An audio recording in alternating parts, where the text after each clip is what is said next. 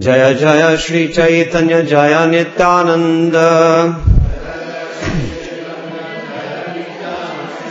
Jaya Advaita Chandra Jaya Gaur Bhakta Vrinda Jaya Jaya Shri Chaitanya Jaya Nityananda Jaya Advaita Chandra Jaya Gaur Bhakta Vrinda Jaya Jaya Shri Chaitanya Jaya Nityananda Jaya Advaita Chandra Jaya Gaura Bhakta Vrinda Jaya Jaya Shri Chaitanya Jaya Nityananda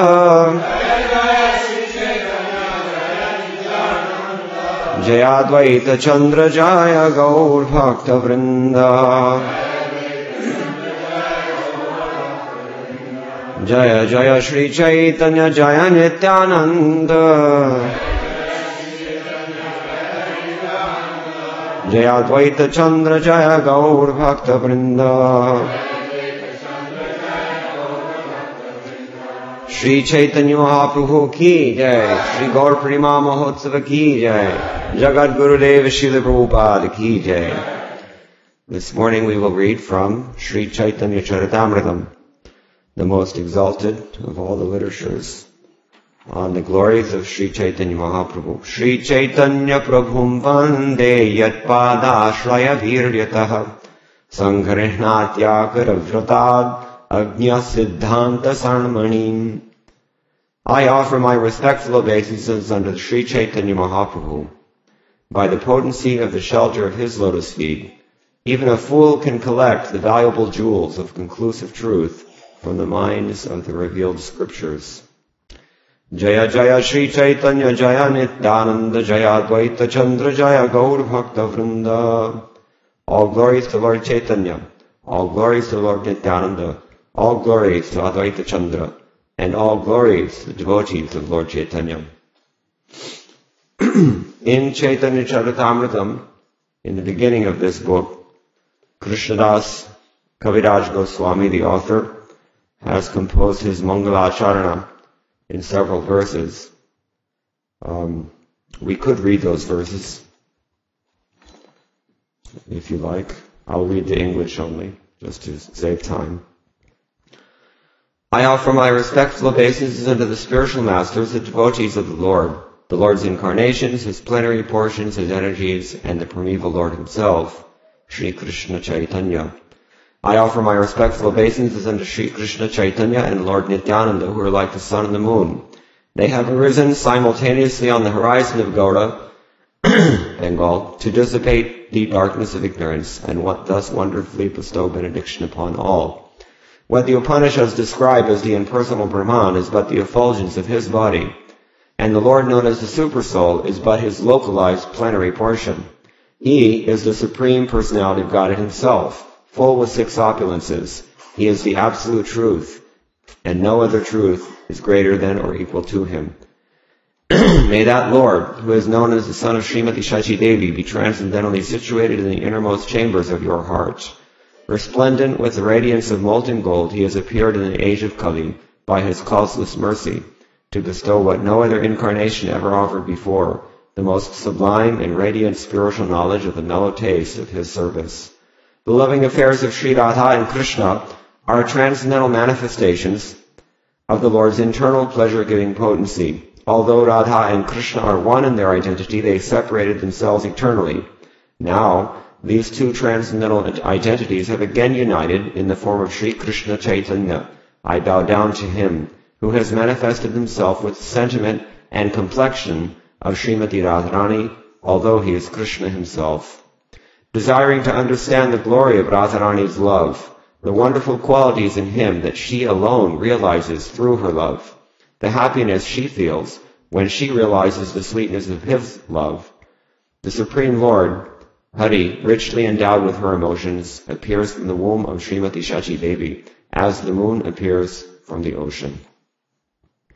Those are the verses of the Mangalacharana that deal with Sri Chaitanya Mahaprabhu.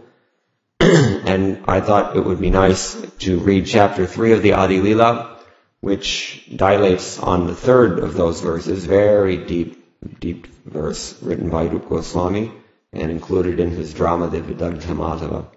That verse is, Anarpita chirim chirat karunayavatirna kalau samarpayatamunnatodjalarasam sabhakti shriyam harihi purata sundara dyutikadamba sandipitaha sada hridaya kandare spuratu va shachinandanaha.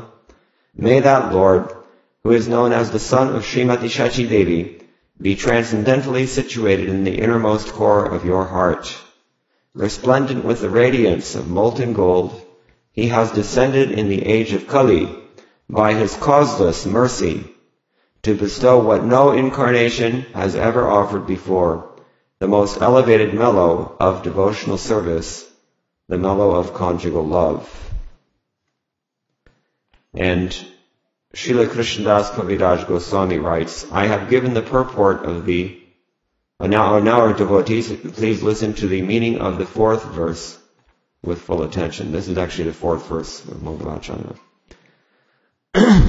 Lord Krishna, this is his explanation. Lord Krishna, the son of the king of Vraja, is the supreme Lord. He eternally enjoys transcendental pastimes in his eternal abode, Goloka, which includes Vrajatam. Purport by Srila Prabhupada, His Divine Grace. Srila Prabhupada ki, Shri Chaitanya Mahaprabhu ki, Gaura Purnima ki, Gaura Bhaktavrinda ki. In the previous chapter, it has been established that Krishna, the son of Rajendra, the king of Vraja, is the supreme personality of God and is full with 6 opulences. He eternally enjoys transcendentally variegated opulences on his planet, which is known as Goloka. Goloka in English means what? Cow world. He's named his own abode after his most beloved devotees, the sweet cows of Vrindavan. So we're talking about Gopal here, and then we will talk about Gaura Gopal. The eternal pastimes of the Lord in the spiritual planet Krishna Loka, it's also known as Goloka, are called aprakarta, or unmanifest pastimes. This is in the spiritual world. We know that Krishna has his pastimes in how many worlds? Infinite worlds, all the worlds. Krishna is performing his leelas. But in the Vaikuntha realm, in the spiritual sky, those pastimes are going to a place called Goloka or Krishna Loka, and they're called aprakarta because they're not manifest here, in this world. It's not that they don't have manifestation. They are manifested, but they're manifested not in this world, but in that world. So they're called aprakarta from our vantage point. There's always 2 ways to see things. You can see things from the devotee's view, or you can see things from Krishna's view. In fact, that's why Chaitanya Mahaprabhu decided to come in this age. He wanted to see things from the devotee's view. Radharani. That we'll discuss.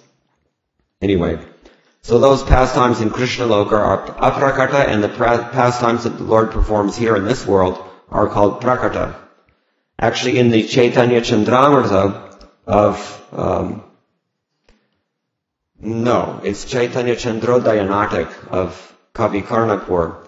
He says there that the Lord's pastimes performed in this world, that is his prakarta lila, his manifest pastimes, are even more sweet than those that go on in Goloka. Why? Because here you have real opposition, not just play opposition. In the spiritual world, they play at fighting, and they play at there being demons. There's a sense like that. But there are no demons in the spiritual world. To get real live demons, you have to come here. So Krishna likes to come here and play with them in exactly the same way that a cat will play with a mouse.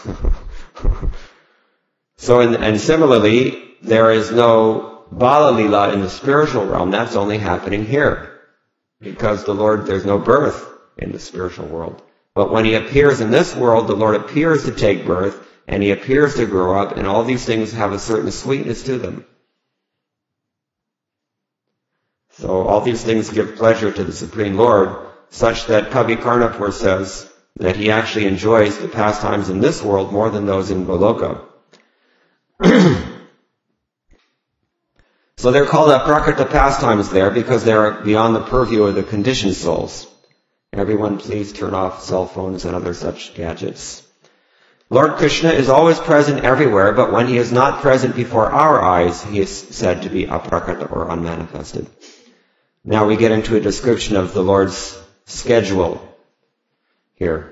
Once in a day of Brahma, he descends to this world to manifest his transcendental pastimes. Those are the Prakrita Leelas. It's once every day. Once a day, but not our day, in Brahma's day. We know that there are 4 ages or yugas, namely Satya, Treta, Dwapara, and Kali. These 4 together comprise one Divya Yuga. A cycle of 4 yugas is called a Divya Yuga. 71 Divya Yugas constitute one Manvantara, that is the reign of a particular Manu, an administrator of this world cosmic manifestation. There are 14 Manvantaras in one day of Brahma. This is all described in Bhagavad Gita. The present Manu, who is the 7th Manu, is called Vaivaswata, the son of Vivaswan.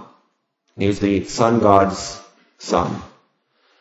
27 Divya Yugas, that is 27 times 4,320,000 solar years of his age has now passed. So there are 14 Manus, and we are in the 7th Manu, and 27 Divya Yugas have now passed. At the end of the Dwapara Yuga of the 28th Divya Yuga, Lord Krishna appears on earth with the full paraphernalia of his eternal Vrajadham. There's a purport here. Now is the term of Vaivaswata Manu, during which Lord Chaitanya appears. First, Lord Krishna appears at the close of the Dwapara Yuga of the 28th Divya Yuga. And then Lord Chaitanya appears in the Kali Yuga of the same Divya Yuga. Lord Krishna and Lord Chaitanya appear once each day of Brahma, or once in 14 Manvantaras, each of 71 Divya Yugas in duration. From the beginning of Brahma's day of 4,320,000,000 years, 6 Manus appear and disappear before Lord Krishna appears. Thus, 1,975,320,000 years of the day of Brahma elapse before the appearance of Lord Krishna. He doesn't come that much, in other words. Let's go on to changing the topic now. Servitude, friendship, parental affection, and conjugal love are the 4 transcendental mellows. By devotees who cherish those 4 mellows, Lord Krishna is subdued. Prabhupada writes here to explain, Dasya, Sakhya, Vatsalya, and Shringar are the transcendental modes of loving service to the Lord. Shantarasa, or the neutral stage, is not mentioned in this verse, because although in Shantarasa one considers the absolute truth, the sublime great, one does not go beyond that conception. Shantarasa is a very grand idea for materialistic philosophers, but such idealistic appreciation is only the beginning. It is the lowest among the relationships in the spiritual world. Shantarasa is not given much importance because as soon as there is slight understanding between the knower and the known, active, loving, transcendental reciprocations and exchanges begin. Dasya Rasa is the basic relationship between Krishna and his devotees. Therefore, this verse considers Dasya the first stage of transcendental devotional service. Let's consider this for a moment. In the material world, those things which are considered highest are considered to be lowest in the spiritual world, and vice versa. Those things that are very high in this material world are not very much valuable in the spiritual world. In this material world, the highest thing that you can attain is Brahman realization, which takes you out of this material world. So that's, therefore, the Brahmanas, those who know Brahman, they are considered to be the highest caste in a worldly sense. See? The Kshatriyas are considered less, the Vaishyas less, the Shudras less, the outcasts even worse. See, but in the spiritual world it works, everything is going the opposite way.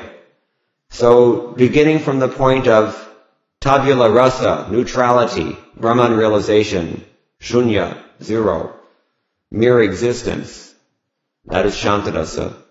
When we add the principle of transcendental variegatedness, and especially appreciate the principle of servitude to the Lord, active interchange, personal exchange between the Lord and the devotee, then dasya is the first step. When dasya becomes more intimate, then sakhya, friendship, develops. When friendship is even more intimate than friendship is vatsalya, that is parental affection. And even more intense than that affection is madhurya, conjugal love.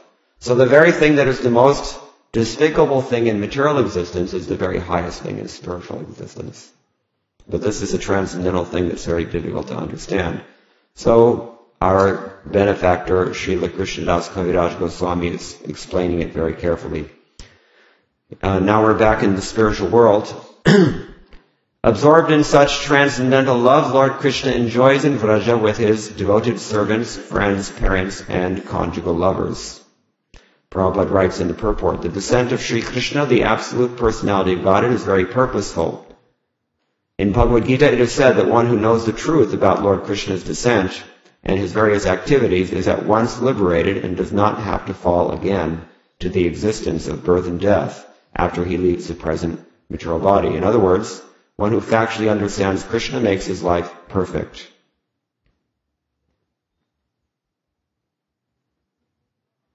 Imperfect life is realized in material existence. In 5 different relationships we share with everyone within the material world. Neutrality, servitorship, friendship, filial love, and amorous love. These 5 enjoyable relationships within the material world are perverted reflections of relations with the absolute personality of Godhead and the transcendental nature.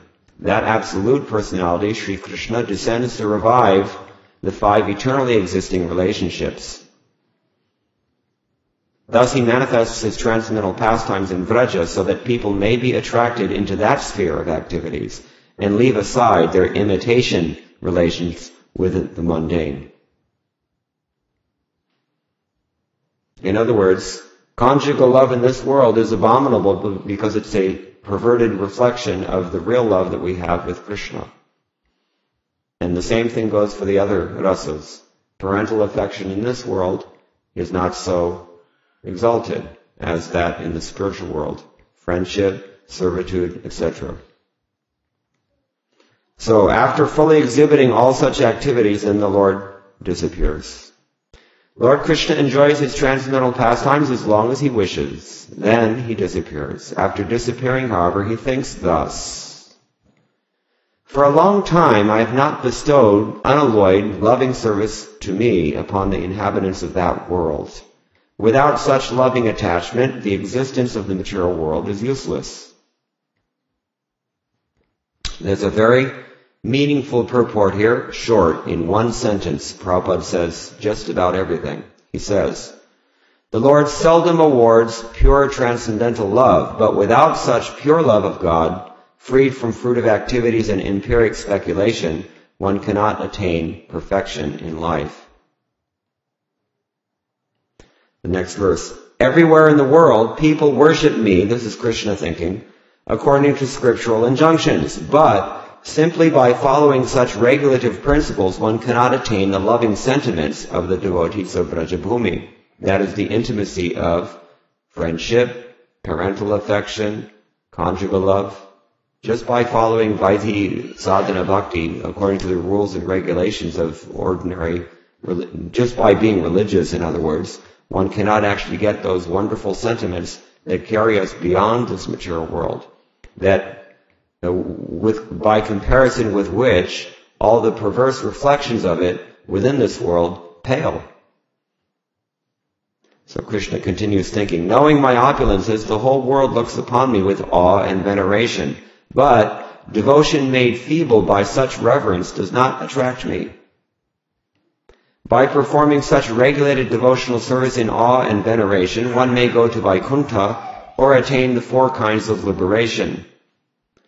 These liberations are achieving opulences equal to those of the Lord, having a form the same as the Lord's, being a personal associate of the Lord, or living on a Vaikuntha planet, spiritual planet. Devotees never accept Sayujya, however, since that is oneness with Brahman. Just as Shantarasa is not considered to be a transcendental rasa, really, in terms of devotional service, in the same way the Sayujya Mukti that goes along with it is not very much valued. So Krishna continues to think, I shall personally inaugurate the religion of the age, Nama Sankirtana, the congregational chanting of the holy name. I shall make the world dance in ecstasy, realizing the 4 mellows of loving devotional service. I shall accept the role of a devotee, and I shall teach devotional service by practicing it myself. Unless one practices devotional service himself, he cannot teach it to others. This conclusion is indeed confirmed throughout the Gita and the Bhagavatam. And he quotes those relevant verses that I'm going to skip. My plenary portions can establish the principles of religion for each age. No one but me, however, can bestow the kind of loving service performed by the residents of Vrindavan. This is a very fine point to consider. Narayana can come, and we know that Lord Chaitanya only comes in those yugas that Krishna himself appears, once in a day of Brahma. In other Kali yugas, who is it who comes? Not well. Kalki comes at the end of Kali.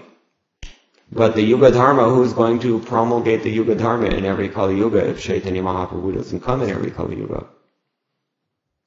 Some other incarnation will come, but not Chaitanya Mahaprabhu.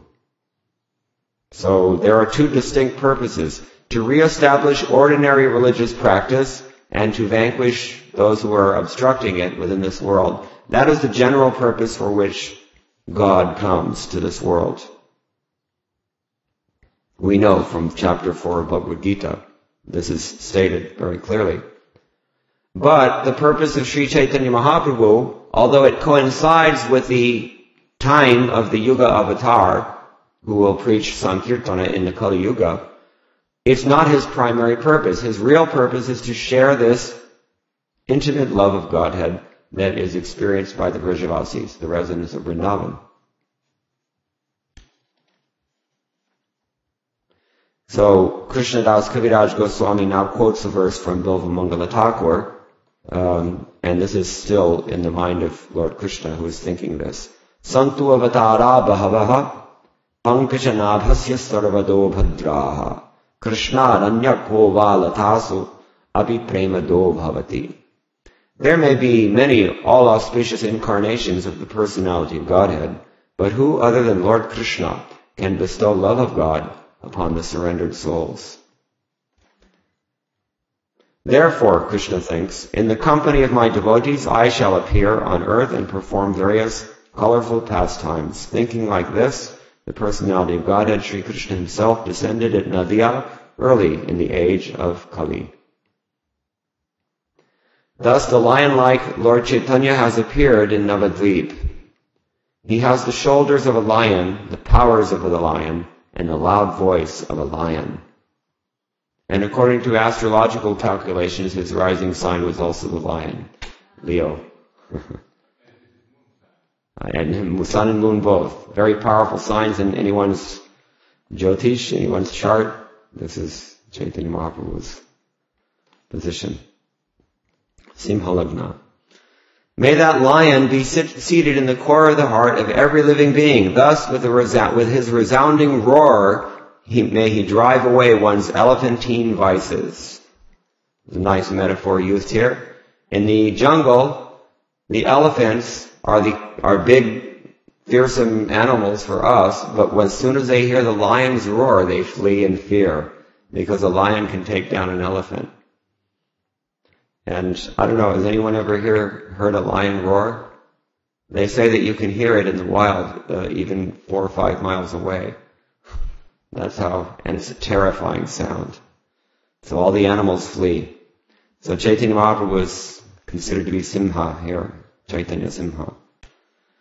In his early pastimes, he is known as Vishvambhara, because he floods the world with the nectar of devotion, and thus saves the living beings.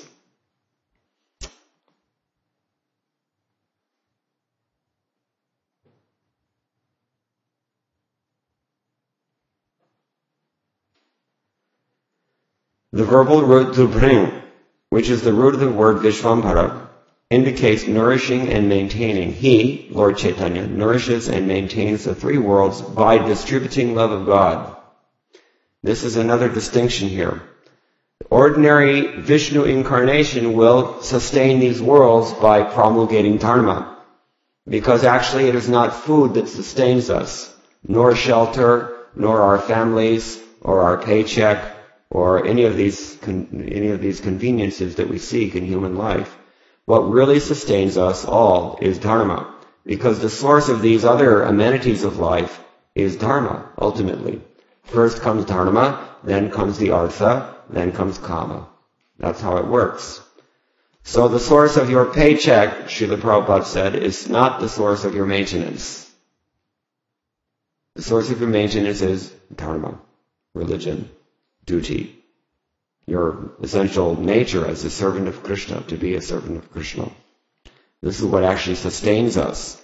Dharmo rakshati rakshitaha, it is said. He who sustains dharma will find that he is also sustained by dharma. That's how it works.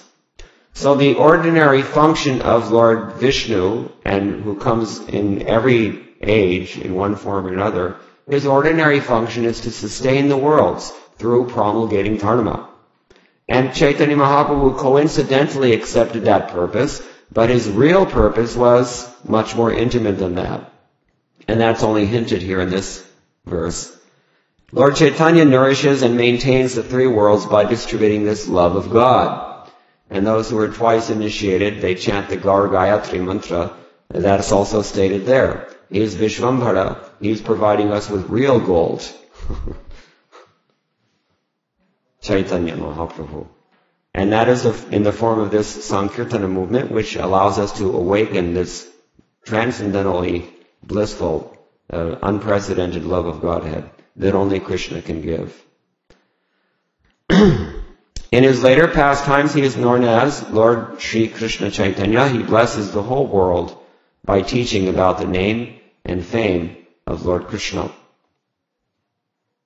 Knowing him, Lord Chaitanya, to be the incarnation for the Kali Yuga, Garga Muni, during the naming ceremony of Krishna, predicted his appearance. This is a quote from Srimad Bhagavatam, 10th canto. Asan varnas priyo hyasya grihnato anuyugam tanuhu shuklo ruktas tatha pita idanim krishnatam gataha. This boy Krishna has three other colors, white, red, and yellow. He appears in different ages, as he appears in different ages. Now he has appeared in the transcendental blackish color. This was spoken by Garga Muni in the Dwapar Yuga, when that was the color of the incarnation. But he mentions three other colors, white, red, and yellow. We know who is the white incarnation. Who is that? Huh? Narayana? Who did you say? Balaram is also white. Of course, he comes in Dwapar Yuga. There's Shweta Varaha, whose Rakta is also mentioned here. Rakta Varaha, that's red Varaha. There are two Varaha avatars. So all these colors are clear, but who's yellow? Kapila Deva is white. He's also yellow. I mean, Pita is a different thing than Gaura. Sometimes Gaura is used. It also means white, but Pita means yellow, and that's Lord Chaitanya. Red, white, and yellow, these three are the bodily lustres of the Lord, the husband of the goddess of fortune, assumes in the ages of Satya, Treta, and Kali, respectively. Now in the Dwapar Yuga, the Lord has descended in a blackish hue. This is the hue. This is the essence of the statements of the Puranas and other Vedic literatures with reference to the context. The religious practice for the age of Kali is to broadcast the glories of the holy name. Only for this purpose has the Lord in yellow color descended as Lord Chaitanya. The luster of his expansive body, which resembles molten gold, the deep sound of his voice conquers the thundering of newly assembled clouds. Who measures 4 cubits in height and breadth by his own hand is celebrated as a great personality. Such a person is called Nyagrodha Parimandala. Sri Chaitanya Mahaprabhu, who personifies all good qualities, has the body of a Nyagrodha Parimandala. His arms are long enough to reach his knees. His eyes are just like lotus flowers. His nose is like a sesame flower, and his face is as beautiful as the moon. He is peaceful, self-controlled, and fully devoted to the transcendental service of Lord Sri Krishna. He is affectionate toward his devotees, he is gentle, and he is equally disposed toward all living entities. He is decorated with sandalwood bangles and armlets anointed with the pulp of sandalwood. He especially wears these decorations to dance in Sri Krishna Sankirtana. Can you imagine this? Actually, Srila Prabhupada said, devotees of ISKCON should wear ankle bracelets, decorate their foreheads with chandan, and wear bright yellow cloth and garlands when they go on Harinam Sankirtana. It's like that's what Lord Chaitanya did.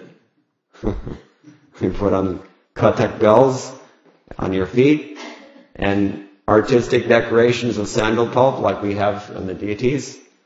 This is what Prabhupada wanted. And the thin garlands of jasmine flowers. Then you will think that people will see this is coming from Navadvip. Especially if they wear that bright yellow color. Prabhupada actually told one devotee, Govindadasi, his disciple, to always wear that color. He said Mother Yashoda wears that color. So, he gave her one sari and said, always wear this color. So, recording all these qualities of Lord Chaitanya, the sage Vaishampayana included his name in the Vishnu Sahasranama. The pastimes of Lord Chaitanya have 2 divisions, the early pastimes Adi Lila and later pastimes Shesh Lila. He has 4 names in each of these 2 Lilas. And then he's quoting from the Vishnu Sahasranama here. Suvarna Varna Hemango Varangash Chandanangadi Sannyasa Krichama Shanto Nishtha Shanti Parayanaha. In his early pastimes, he appears as a householder with golden complexion. His limbs are beautiful, and his body, smeared with the pulp of sandalwood, seems like molten gold. In his later pastimes, he accepts the sannyas order, and he is equipoised and peaceful. He is the highest abode of peace and devotion, for he silences the impersonalist non-devotees.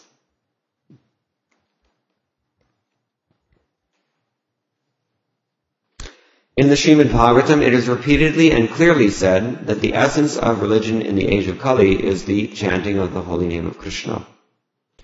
There are 2 verses now quoted from 11th canto. O King, in this way, people in Dvapara Yuga worship the Lord of the universe. In Kali Yuga, they also worship the Supreme Personality of Godhead by the regulations of the revealed scriptures. Kindly now hear that from me. In the age of Kali, intelligent persons perform congregational chanting to worship the incarnation of Godhead who constantly sings the name of Krishna. Although his complexion is not blackish, he is Krishna himself. He is accompanied by his associate servants, weapons, and confidential companions. My dear brothers, please hear all of these glories of Lord Chaitanya. This verse clearly summarizes his activities and characteristics. The 2 syllables Krishna are always in his mouth. He constantly describes Krishna with great pleasure. These are 2 meanings of the word Krishna Varnam. Indeed, nothing else but Krishna issues from his mouth. If someone tries to describe him as being of blackish complexion, the next adjective, Tvisha Akrishnam, immediately restricts him. His complexion is certainly not blackish. Indeed, his not being blackish indicates that his complexion is yellow. Kaloyam vidvangsa spotama vijayate dyudibharat akrishnangam krishnam makavidibhirut kirtanamayai upasyam cha prahur yamakhila chaturarthashramajusham satevas chaitanya kritirajitaram nah kripayato. By performing the sacrifice of congregational chanting of the holy name, learned scholars in the age of Kali worship Lord Krishna, who is now non-blackish because of the great upsurge of the feelings of Srimati Radharani. He is the only worshipable deity for the Paramahamsas who have attained the highest stage of the fourth order sannyas. May that Supreme Personality of Godhead, Lord Chaitanya, show us his causeless mercy. One can vividly see his glowing complexion of molten gold which dispels the darkness of ignorance.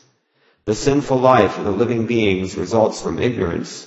To destroy that ignorance, he has brought various weapons, such as his plenary associates, his devotees, and the holy name. The greatest ignorance consists of activities, whether religious or irreligious, that are opposed to devotional service. They are to be known as sins, kalmasha. Very interesting statement, isn't it? He says, even religious activity that is opposed to devotional service to Lord Krishna should be known as sin. Raising his arms, chanting the holy name, and looking upon all with deep love, he drives away all sins and floods everyone with love of God.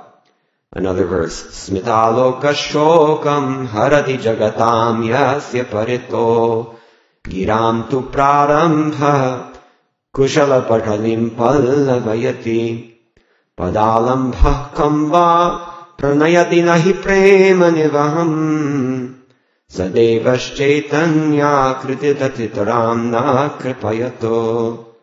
May the Supreme Personality of Godhead in the form of Lord Sri Chaitanya Mahaprabhu bestow his causeless mercy upon us. His smiling glance at once drives away all the bereavements of the world, and his very words enliven the auspicious creepers of devotion by expanding their leaves. Taking shelter of his lotus feet invokes transcendental love of God at once. Anyone who looks upon his beautiful body or beautiful face becomes free from all sins and obtains the wealth of love of God. In other incarnations, the Lord descended with armies and weapons, but in this incarnation, his soldiers are his plenary parts and associates.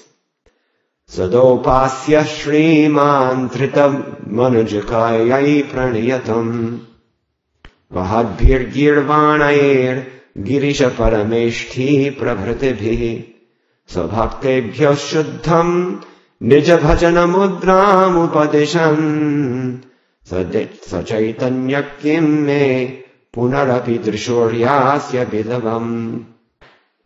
Lord Sri Chaitanya Mahaprabhu is always the most worshipable deity of the demigods, including Lord Shiva and Lord Brahma, who came in the garb of ordinary men, bearing love for him. He instructs his own pure devotional service to his own devotees. Will he again be the object of my vision? His plenary parts and associates perform the work of weapons as their own specific duties. Please hear from me another meaning of the word anga. According to the evidence of the revealed scriptures, a bodily limb or anga is also called a part or amsha, and a part of a limb is called a partial part, upanga. Then he quotes from the Srimad Bhagavatam, O Lord of Lords, you are the seer of all creation. You are indeed everyone's dearest life. Are you not therefore my father, Narayana? This is spoken by Lord Brahma. Narayana refers to one whose abode is in the water, born from Nara, Garbhodakashayi Vishnu. And that Narayan is your plenary portion. All your plenary portions are transcendental. They're all absolute and are not creations of Maya. The manifestation of the Narayana who predominates in everyone's heart, as well as the Narayana who lies in the water, Karna, Garbha, and Kshira, is your plenary portion. You are therefore the original Narayana. The word anga refers to ordinary plenary portions. Such manifestations should never be considered products of material nature, for they are all transcendental, full of knowledge and full of bliss. Shri Advaita Prabhu and Sri Nityananda Prabhu are both plenary portions of Lord Chaitanya. Thus they are the limbs, or the angas, of his body. The parts of these two limbs are called the upangas. Thus the Lord is equipped with sharp weapons in the forms of his parts and plenary portions. All these weapons are competent enough to crush the faithless atheists. Sri Nityananda Goswami is directly Haladhara, Lord Balaram, and Advaita Acharya is the personality of God himself. These two captains, with their soldiers such as Srivas Thakur, travel everywhere chanting the holy name of the Lord.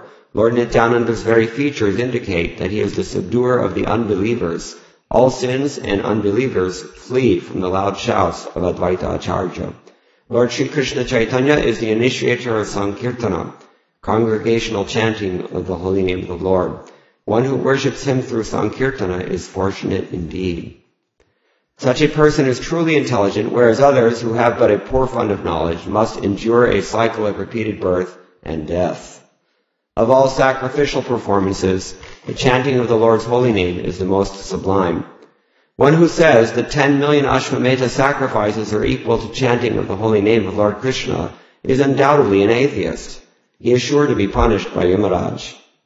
In the auspicious introduction of the Bhagavad Sandarbha, Srila Jiva Goswami has given the following verse as an explanation. Antaha Krishnam Bahir Gauram Darshitangadi Vaibhavam Kalau Sankirtanayjai Smah Krishna Chaitanya Ashrataha. I take shelter of Lord Sri Krishna Chaitanya Mahaprabhu, who is outwardly of a fair complexion but is inwardly Krishna himself. In this age of Kali, he displays his expansions, his angas and upangas, by performing congregational chanting of the holy name of the Lord. There's a purport here by Srila Prabhupada. Srila Jiva Goswami has placed the verse from Srimad Bhagavatam quoted in text 52, that is Krishna Varnam Tusha Krishnam, as the auspicious introduction to his Bhagavad Sandarbha, or Shat Sandarbha. He has composed this text, text 81, the one we just read, which is, in effect, an explanation of that Bhagavatam verse, as the second verse of the same work. The verse from the Srimad Bhagavatam was enunciated by Karabhajan, one of the 9 great sages, and it is elaborately explained in the Sarva Samvadani, Jiva Goswami's commentary on his own Shat Sandarbha. Antah Krishna refers to one who is always thinking of Krishna. This attitude is a predominant feature of Srimati Radharani. Even though many devotees always think of Krishna, none can surpass the gopis, among whom Radharani is the leader in thinking of Krishna. Radharani's Krishna consciousness surpasses that of all other devotees. Lord Chaitanya accepted the position of Srimati Radharani to understand Krishna. Therefore, he was always thinking of Krishna in the same way as Radharani. By thinking of Krishna, he always overlapped Krishna. Sri Krishna Chaitanya, who was outwardly very fair, with a complexion like molten gold, simultaneously manifested his eternal associates, opulences, expansions, and incarnations.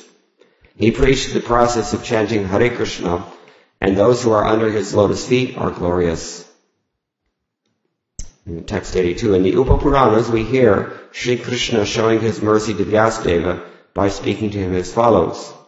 O learned Brahmin, sometimes I accept the renounced order of life to induce the fallen people of the age of Kali to accept devotional service to the Lord. Srimad Bhagavatam, Mahabharata, the Puranas, and other Vedic literatures all give evidence to prove that Lord Krishna Chaitanya Mahaprabhu is the incarnation of Krishna. One can also directly see Lord Chaitanya's manifest influence in his uncommon deeds and uncommon Krishna-conscious realization. But faithless believers do not see what is clearly evident, just as owls do not see the rays of the sun. And then he quotes the Stotra Ratna of Yamanacharya in the spiritual master of Ramanujacharya. O my Lord, those influenced by demoniac principles cannot realize you, although you are clearly the supreme by dint of your exalted activities, forms, character, and uncommon power, which are confirmed by all the revealed scriptures in the quality of goodness, and the celebrated transcendentalists in the divine nature. Lord Sri Krishna tries to hide himself in various ways, but nevertheless his pure devotees know who he is. O my Lord, everything within the material nature is limited by time, space, and thought. Your characteristics, however, being unequaled and unsurpassed, are always transcendental to such limitations. You sometimes cover such characteristics by your own energy, but nevertheless your unalloyed devotees are always able to see you under all circumstances. This is another verse composed by Yamunacharya in the Stotra Ratna. Those whose nature is demoniac cannot know Krishna at any time, but he cannot hide himself from his pure devotees. Now in the end here, there's due respect shown to Advaita Acharya. Advaita Acharya Goswami is an incarnation of the Lord as a devotee. His loud calling was the cause for Krishna's incarnation. Whenever Sri Krishna desires to manifest his incarnation on earth, he first creates the incarnations of his respectable predecessors. Thus, respectable personalities such as his father, mother, and spiritual master all take birth on earth first. Madhavendra Puri, Ishwara Puri, Srimati Shachi Mata, and Sri Jagannath Mishra all appeared with Sri Advaita Acharya. Purport. Whenever the Supreme Personality of Godhead descends in his human form, he sends ahead all of his devotees who act like his father, teacher, and associates in many roles. When such personalities appear before the descent of the Supreme Personality of Godhead, before the appearance of Lord Sri Krishna Chaitanya Mahaprabhu, there appeared his devotees like Sri Madhavendra Puri, his spiritual master Sri Ishwara Puri, his mother Srimati Shachi Devi, his father Sri Jagannath Mishra, and Sri Advaita Acharya. Advaita Acharya having appeared, he found the world devoid of devotional service to Sri Krishna because people were engrossed in material affairs. Everyone was engaged in material enjoyment, whether sinfully or virtuously, but no one was interested in the transcendental service of the Lord, which can give total relief from the repetition of birth and death. Seeing the activities of the world, the Acharya felt compassion and began to ponder how he could act for the people's benefit. If Sri Krishna were to appear as an incarnation, he himself could preach devotion by his personal example. In this age of Kali, there is no religion other than the chanting of the holy name of the Lord. But how in this age of Kali will the Lord appear as an incarnation? I shall worship Krishna in a purified state of mind. I shall constantly petition him in humbleness. My name Advaita will be fitting if I am able to induce Krishna to inaugurate the movement of the chanting of the holy name. While he was thinking about how to propitiate Krishna by worship, the following verse came to his mind. Tulasi dalamatrena jalasya chulukena va vikrinite swamatmanam bhaktebhyo bhaktavatsalah. Sri Krishna, who is very affectionate toward his devotees, sells himself to a devotee who merely offers a tulsi leaf and a palm full of water. Advaita Acharya considered the meaning of the verse in this way. Not finding any way to repay the debt he owes to one who offers him a tulsi leaf and water, Lord Krishna thinks, there is no wealth in my possession that is equal to a tulsi leaf and water. Thus, the Lord liquidates the debt by offering his own self to the devotee. Considering this, the Acharya began worshipping the Lord. Thinking of the lotus feet of Sri Krishna, he constantly offered tulsi buds and water from the Ganges. He appealed to Sri Krishna with loud calls and thus made it possible for Krishna to appear. Therefore, the principal reason of Sri Chaitanya's descent is this appeal by Advaita Acharya. The Lord, the protector of religion, appears by the desire of the devotee. And now there's a quote from Srimad Bhagavatam, famous verse in the 3rd canto. Tvam bhakti yogi paribhavita saroj ase shrutekshita patho nanupatnatha pungsam yad dhyata urugaya vibhavayanti tad vapu pranayase saranugrahaya. O my Lord, you always dwell in the vision and hearing of your pure devotees. You also live in their lotus-like hearts, which are purified by devotional service. O my Lord, who are glorified by exalted prayers, you show special favor to your devotees by manifesting yourself in the eternal forms in which they welcome you. The essence of the meaning of this verse is that Lord Krishna appears in all of his innumerable eternal forms because of the desires of his pure devotees. And thus I have surely determined the meaning of the fourth verse. Lord Gauranga, Lord Chaitanya, appeared as an incarnation to preach an allayed love of God.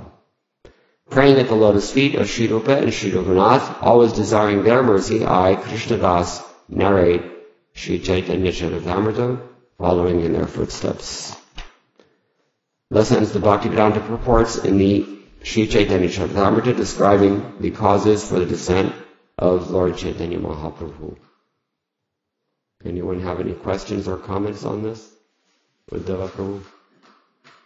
Yeah, there was that one verse where you're reciting where Krishna, he's pondering that people, they mostly worship him with awe and veneration. And, that they don't understand the love of Vrindavan. Now, in Kali Yuga, people, they're so fallen, they practically don't even do that. And, was he also referring to other religions like Christianity and the Muslims? Considering the timing of that, or was it, or is the timing? Is it just on another level that it's hard for me to understand that?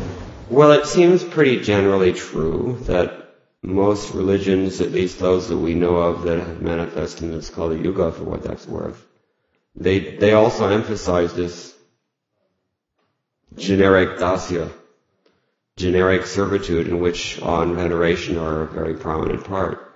Almost every religion in the world actually has that. Krishna consciousness is unique in that it has this much more intimate understanding, personal understanding of God. We know his name, we know where he lives, we know who his friends are, we know what he does all day long, we know what he likes to eat, we know everything that he's doing. And we have so many descriptions of his activities that we can recollect and develop love by doing so. This is unique.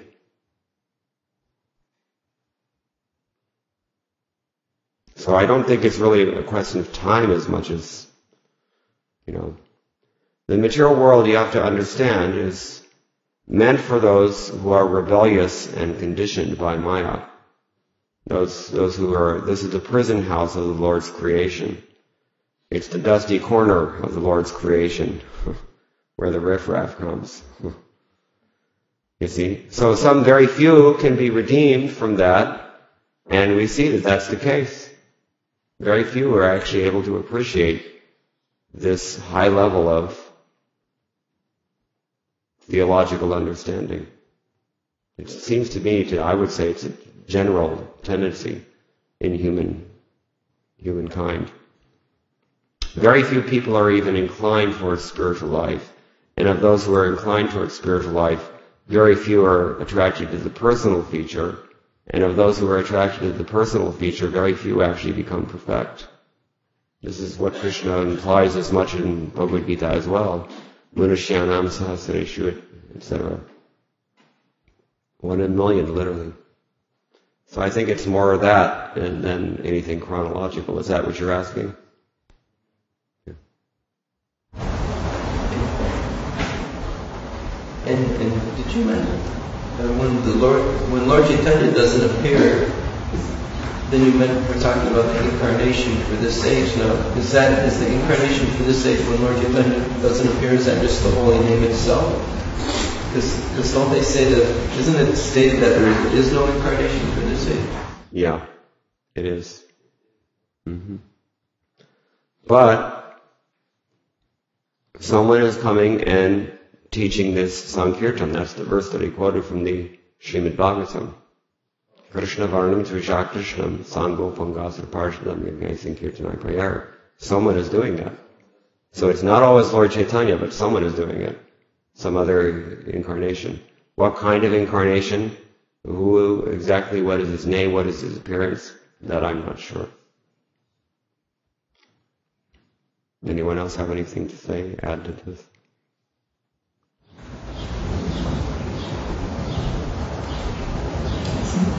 Okay, another question. It is also mentioned that those who don't accept Lord Chaitanya are considered, I don't know, they say, it is mentioned, demons, I'm not sure. How do you understand people like Madhvas and Ramanujas, they're very devoted to Lord Vishnu, and some of them don't have any, don't know what Lord Chaitanya is. How do you reconcile the statement? We reconcile these statements by very carefully studying Srila Prabhupada's purports on them. And sometimes Srila Prabhupada is non-committal, or sometimes even ambiguous. There are two ways to interpret these kinds of statements which do appear. If you read, for example, Chaitanya Chandramrita of Prabodhananda Saraswati Thakur, he'll say things like, who cares about Varaha? What did Ramachandra ever do for this world? Which appears to be blasphemy. So one way to understand these statements is that it's an effusive eruption of ecstasy in the author, and his personal sentiment is overshadowing Siddhanta, and is not intended to be taken as a theological conclusion or a philosophical conclusion. That's one way to look at it. Another way to look at it is, as I think the approach that you're implying, is that, we have to try to find some way to reconcile the fact that we know that there are many different kinds of religions, there are many different kinds of devotees, even within the scope of Vaishnavism. There are 4 sampradayas that are bona fide, and they have slightly different approaches, and they teach slightly different things. They're all bona fide, though. They're all to be respected. So much so that Srila Bhaktisiddhanta Saraswati Thakur, Srila Prabhupada's own spiritual master, erected a temple to the 4 sampradaya acharyas in Mayapur. And he worships all of them there. So, without having recently read that purport to the verse that you're mentioning in particular, I wouldn't want to comment more than that. But as always, we go to the Guru and find what Srila Prabhupada has written on those things, and then we can apply Mimamsa. Mimamsa means discrimination, consideration of all the subtleties involved. Is that okay? Anything else? That's wonderful. In other words, there is no slight if a practitioner of bhakti doesn't quite understand the Siddhanta of the Guru. There is no that damnation. He just gets some minuscule understanding, and he should be sufficient for that. Well, for one thing, I think that's a very different question than Gaura Purnima is asking. And if you're aware of that, then I can answer it accordingly. And within the question that I think you're asking, there are also 2 considerations. One, that a person may be a bona fide disciple of a bona fide guru, but just not have very much realization, or not really fully understand even his own guru. And I think that that's normal. I mean, we all have to begin from somewhere, don't we? And it's not expected that we really have a very profound or deep appreciation or realization of our spiritual master's teachings, and certainly his internal identity, things of that nature. I don't think that a person is condemned as a result of that. And then, so that's one thing. And then the second thing is that we also don't want to have the attitude that my guru is better than your guru, because that turns into politics. And these are the things out of which governments are made and broken, especially in India. So, between the devotees of different sampradayas there is mutual respect, and even within a single sampradaya there may be differences of opinion. That's what scholarly opinion is respected for that reason. That if it is logically consistent and upheld by the statements of Guru, Sadhu and Shastra, then that can be accepted as bona fide. Not that, if you don't believe my particular brand of religion, then I'm going to kill you. That is tamasic religion in the mode of ignorance. And we do see that sometimes, pretty much in every religion. The ecumenical approach, the interfaith approach, tells us that, if someone doesn't really understand another person's religion or appreciate the truth in another person's religion, he probably doesn't appreciate the truth in his own religion either. So I think the same thing goes for a disciple of a particular guru. I don't know that it means he's going to hell just because he doesn't have a full understanding, but it all depends. He might. There are reasons for everything. And if a person is envious, then it may very well be. He may not be very long in devotional service. We've already discussed that out of the millions who attempt spiritual life, or of the less than millions who come to Krishna consciousness, not everybody makes it. Very few of them actually make it all the way there. And there are reasons for all that. So sometimes a person is just really not interested. And once he realizes that I'm not really interested in pure devotional service, then he packs up and moves on, and tries out something else. So that person may indeed be going to hell. It depends on what he's doing. But we can't, can't make blanket statements. They're usually dubious. So, is that what you're asking? So that's what I can say about that. Anything else? Yes. You mentioned that, I don't know if I understood you correct, but you mentioned at the beginning of the lecture that the Vatsalya rasa of the Krishna taking birth as a child is not in the spiritual world, right, in the material world. That means, but Mother Yashoda, Nanda Maharaj is an eternal past, and that's in the spiritual world, right? Yeah, there. But he's not taking birth there. That's right. And no Bala Lila either. So in the Aprakat Lila, in Goloka Vrindavan, the Lord's pastimes are all happening on the Lord's form is fixed in the Kaishora Rupa, which is his original supreme form, the young teenage form, like we have on the altar here, Kalachandji. That is the essential form. That is his Swayam Bhagavan's Sarup.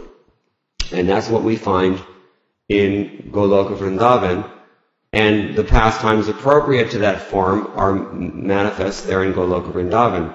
Other pastimes that are incidental or relative to the Lord's appearance in his Kaumara age or even his Palganda age, they occur in this material world and as the Prakata Lila here in this material world only. And that's one of the special features. Depending on one's own inclination in Krishna consciousness, he may actually prefer that.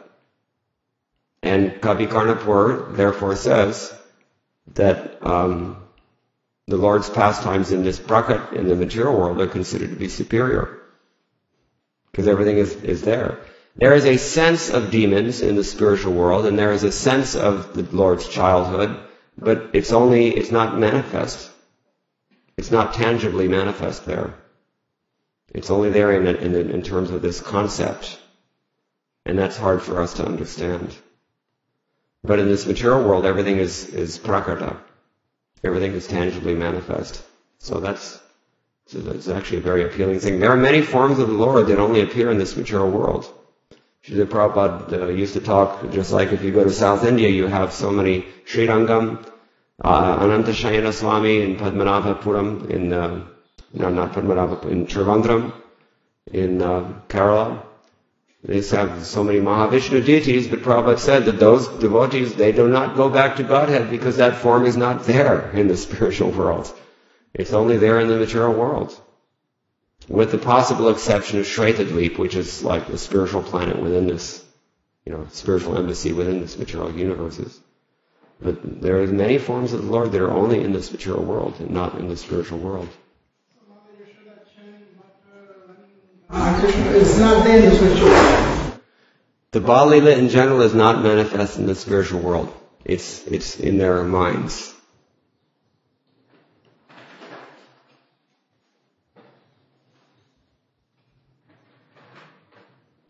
What do you think?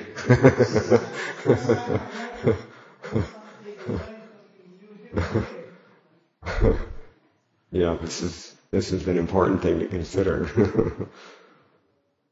Gopi, you had a question? You'll have to speak up. I want to know where it says. At the moment I don't remember myself, but I would look in the Sandarbhas first. I would guess. I don't remember the reference now. But I'm thinking probably in the Sandarbhas, maybe in Laghu Bhagavatamritam also. I'll check that out and I can tell you later. I heard it from Tamal Krishna Goswami. So I know, he's not going to accept anything that's not corroborated. So. Anything else? Okay, so we can stop here. All glory to Srila Prabhupada.